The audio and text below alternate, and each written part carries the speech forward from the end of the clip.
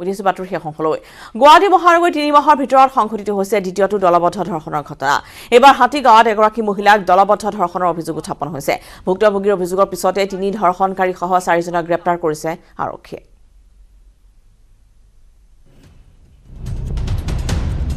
মহানগৰীত গণধৰ্ষণ গাড়ীগাঁৱৰ পিছত এইবাৰ হাতীগাঁও।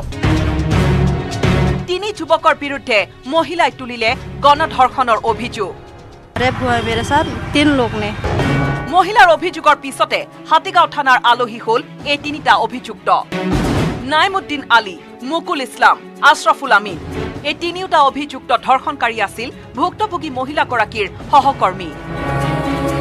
আটাইকেইজনে চাকৰি কৰিছিল মনষ্ট্ৰীম টেকনলজি প্ৰাইভেট লিমিটেড নামৰ প্ৰতিষ্ঠানটোত।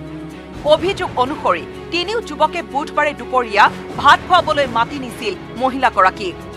নীলকমল পথৰ এটা ঘৰত ভাত খুৱাবলৈ মাতি 3 হেনু ধৰ্ষণ কৰিছিল মহিলাগৰাকীক।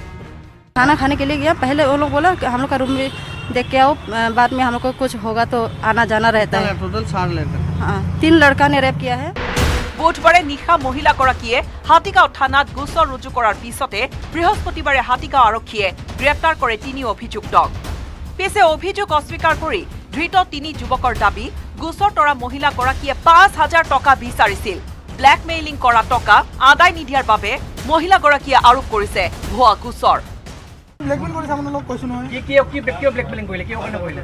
কৰিলে তাৰমানে পইচা নিদিলো কিমান পইচা? 5,000 আৰু তাৰমানে তাক বেয়া কাম কৰিছো বুলি। বেয়া কাম কৰাই নাই, কিন্তু কি তেতিয়া কৈছে বেয়া কাম কৰিছে, নহলে কেছ দি দিম তোৰ নামত। সেইকাৰণে কৈছে নেকি? হয়। ইফালে মহিলাগৰাকীয়ে এই বলাৎকাৰৰ ঘটনা সন্দৰ্ভত প্ৰতিষ্ঠানটোৰ মালিক ৰফিক আলীকো অৱগত কৰিছিল, কিন্তু ৰফিক আলীয়ে ঘটনাক গাপ দিয়াৰ চেষ্টা চলোৱা বুলি অভিযোগ তোলে। সেই অভিযোগতে আৰক্ষীয়ে গ্ৰেপ্তাৰ কৰিছে ৰফিক আলীকো।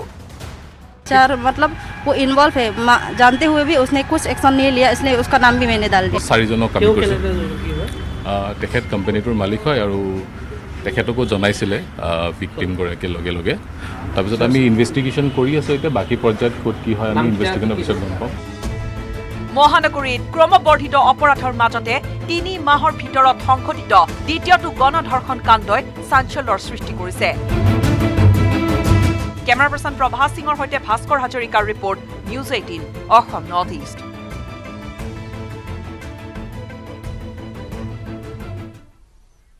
কৰিমগঞ্জত 2 ইউক্ৰেইনী নাগৰিকক গ্ৰেপ্তাৰ। বদৰপুৰ ৰেল আৰক্ষীয়ে বৃহস্পতিবাৰে নিশা গ্ৰেপ্তাৰ কৰে 2কে। দুটা 2 বাংলাদেশ আৰক্ষীৰ মোষ্ট ৱান্টেড প্ৰবঞ্চক আছিল। এটিএম হেক কৰাৰ অভিযোগত গ্ৰেপ্তাৰ হৈছিল বাংলাদেশত। তাৰ পিছতে বাংলাদেশৰ পৰা পলাই আহিছিল 2। ত্ৰিপুৰা সীমান্তৰে ভাৰতত প্ৰৱেশ কৰি দিল্লীলৈ পলাই যোৱাৰ পৰিকল্পনা কৰিছিল 2 প্ৰবঞ্চকে।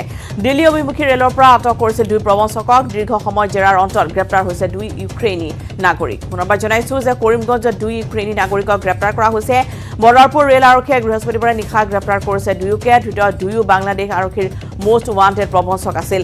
এটিএম হেক কৰাৰ অভিযোগত গ্ৰেপ্তাৰ হৈছিল বাংলাদেশত। তাৰ পিছতে বাংলাদেশৰ পৰা পলাই আহিছিল 2। ত্ৰিপুৰা সীমান্তৰে ভাৰতত প্ৰৱেশ কৰি দিল্লীলৈ পলাই যোৱাৰ পৰিকল্পনা কৰিছিল 2 প্ৰবঞ্চকে। দিল্লী অভিমুখী ৰেলৰ পৰা আটক কৰিছিল 2 প্ৰবঞ্চকক। দীৰ্ঘ সময় জেৰাৰ অন্তত গ্ৰেপ্তাৰ হৈছে 2 ইউক্ৰেইনী নাগৰিক।